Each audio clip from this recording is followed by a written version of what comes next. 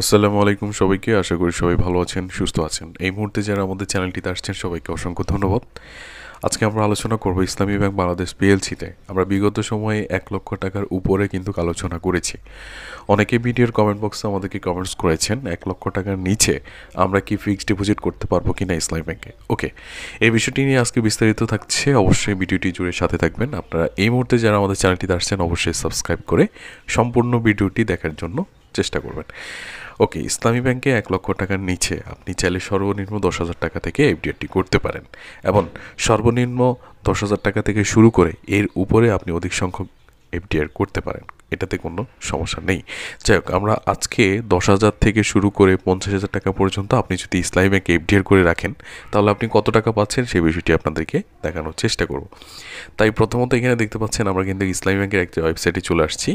এখান থেকে প্রথমত আমরা তাদের বর্তমান যে প্রফিট রেটগুলো রয়েছে সেই রেটগুলো বের করে দেখাবো। সেটা হচ্ছে এখানে যদি দেখেন provisional rates or of profit on different type of মুদারাবার deposit with the effect from ১/১/২০২৫, মানে তারা লেটেস্ট যে আপডেট করেছে সেটা হচ্ছে ১/১/২০২৫ থেকে কার্যকর করেছে।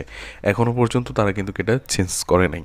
তো যাই হোক, এখানে যদি আমরা একটু আসি, এই যে হচ্ছে তাদের প্রফিট রেট, আর আমরা যেটা এফডিআর বলে থাকি ইসলামী ব্যাংকগুলোতে এটাকে বলে মুদ্রা টার্ম ডিপোজিট বা এমটিডিআর। আপনি যদি এই অ্যাকাউন্টটি সরাসরি ইসলামী ব্যাংকে খুলতে যান সেই ক্ষেত্রে অফিসারদেরকে বলবেন আপনি এমটিডিআর খুলতে যাচ্ছেন। ওকে, এবার এখানে যদি আপনি খেয়াল করে দেখেন ১ মাসের জন্য তারা দিচ্ছে ৬%, ৩ মাসের জন্য ১০%, ৬ মাসের জন্য তারা দিচ্ছে ১০.৩০%, আর ১ বছরের জন্য তারা দিচ্ছে ১০.৫০%। আমরা এখান থেকে প্রথমত তাদের যে এফডিআর এর রেটসগুলো প্রদান করছে বা লাভের মুনাফার রেটগুলো প্রদান করছে সেগুলো বের করে নিয়েছি। ওকে, এখান থেকে রেটস নেওয়ার পরে আমরা কিন্তু এগুলো আমাদের ৫০,০০০, ১০,০০০ এবং ২০,০০০ টাকার উপরে অ্যাপ্লাই করে দেখব যে আমরা সেখান থেকে কত টাকা পাচ্ছি। ওকে, আপনাদের সুবিধার্থে বা ভিডিও শর্টকাট করার জন্য আমরা আগে থেকেই কিন্তু এগুলো বের করে রেখেছি, যেটা আপনার স্ক্রিনে দেখতে পাচ্ছেন। ওকে, ইসলামী bank Bangladesh PLC fixed deposit rate ২০২৫ সম্ভাব্য মুনাফা। এখানে সম্ভাব্য মুনাফার কারণ হচ্ছে ইসলামী ব্যাংকগুলো, বাংলাদেশের যে ইসলামী ব্যাংকগুলো রয়েছে সেগুলো কিন্তু এখানে যে মুনাফাগুলো দেখতে পাচ্ছেন এই রেটগুলো কিন্তু যে কোনো সময় পরিবর্তন করে থাকে, যার কারণে পরবর্তী সময়ে আপনি যদি আমার ভিডিওটি দেখে থাকেন এখান থেকে হয়তোবা কিছু টাকা এদিক সেদিক হতে পারে।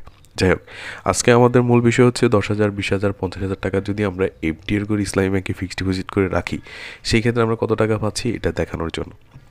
তো প্রথম হয়, আপনি যদি ১০,০০০ টাকা ১ মাসের জন্য ফিক্সড ডিপোজিট করেন ইসলামী ব্যাংকে সেক্ষেত্রে আপনি ৪২.৫ টাকা পাচ্ছেন। এখন এখানে কিন্তু আমাদের একটি উৎসে করের বিষয়টি রয়েছে। যদি আমরা এখানে উৎসে করের বিষয়টি আগে থেকে কেটে তারপর এখানে বাদ দিয়ে তারপর এখানে লিখেছি, এখানে কিন্তু উৎসে কর নেই, আমরা উৎসে কর বাদ দিয়ে কিন্তু হিসেবটি করেছি। ওকে, যাই হোক, ১০,০০০ টাকা ১ মাসের জন্য রাখলে ৪২.৫ টাকা পাচ্ছেন। আর ১০,০০০ টাকা ৩ মাসের জন্য এফডিআর করলে আপনি ৩ মাস পরে ২১২ টাকা পাচ্ছেন।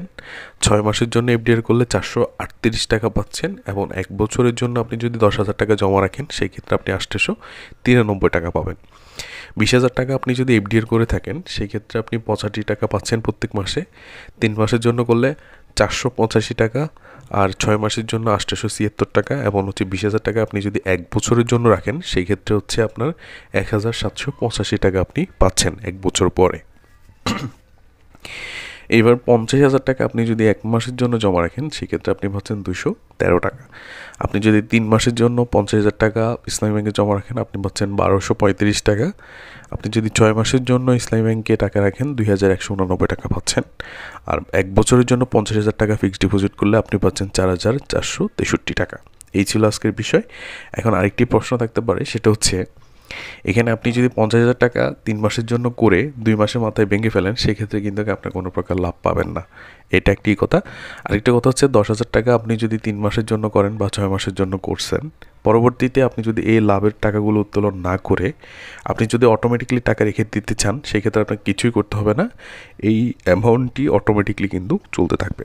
তো আশা করি বুঝতে পেরেছেন এই বিষয়টি। এর বাইরেও যদি প্রশ্ন থাকে আমাদেরকে ভিডিও কমেন্ট বক্সে জানাতে পারেন। এবার হচ্ছে আমরা দেখব যে এই অ্যাকাউন্টটি খুলতে আপনি পূর্ববর্তী সময়ে কীভাবে প্রস্তুতি নিয়ে ইসলামী ব্যাংকে যেতে পারেন। অ্যাকাউন্ট খোলার কাগজপত্র হচ্ছে গ্রাহক যিনি গ্রাহক যিনি অ্যাকাউন্টটি খুলতে চাচ্ছেন তার voter ID card, passport, driving licence অথবা হচ্ছে জন্ম নিবন্ধন অবশ্যই নিতে হবে। গ্রাহকের পাসপোর্ট সাইজের 2 কপি ছবি অবশ্যই নিতে হবে আপনাকে। আর নমিনি যাকে দিচ্ছেন তার voter ID card, passport, driving licence অথবা জন্ম নিবন্ধন, নমিনি পাসপোর্ট সাইজের 2 কপি ছবি অবশ্যই আপনাকে নিতে হবে। জন্ম নিবন্ধনের বিষয়টি আলাদা করে বলতে হচ্ছে, সেটা হচ্ছে জন্ম নিবন্ধন অবশ্যই আপনাকে ডিজিটাল বা অনলাইন কিন্তু জন্ম নিবন্ধন হতে হবে এবং এটাকে সত্যায়িত করে নিতে হবে। সত্যায়িত কাকে দিয়ে করবেন? সত্যায়িত যদি যারা ইউনিয়ন পরিষদের বাসিন্দা আছেন তারা ইউনিয়ন পরিষদের চেয়ারম্যান দিয়ে, অথবা যারা পৌরসভায় আছেন তারা ওয়ার্ড কাউন্সিলের মাধ্যমে সত্যায়িত করতে পারবেন। সত্যায়িত করার জন্য আপনার জন্ম নিবন্ধনের উপরে ডান পাশে একটি ছবি যুক্ত করে, ছবি এবং যে জন্মসনদ একসাথে যুক্ত করে একটি সিল এবং স্বাক্ষর লাগবে। আশা করি পুরো বিষয়টি বুঝতে পেরেছেন। ভিডিওটি যদি ভালো লেগে থাকে অবশ্যই সাবস্ক্রাইব করবেন এবং সবার মাঝে শেয়ার করে সবাইকে জানিয়ে দেবেন। সবাইকে অসংখ্য ধন্যবাদ জানিয়ে আজকের মতো বিদায় নিচ্ছি। দেখা হচ্ছে পরবর্তী কোনো ভিডিওতে। সে পর্যন্ত অনেক ভালো থাকবেন আর অবশ্যই আমাদের চ্যানেলটিকে সাবস্ক্রাইব করবেন। আসসালামু আলাইকুম ওয়া রাহমাতুল্লাহ।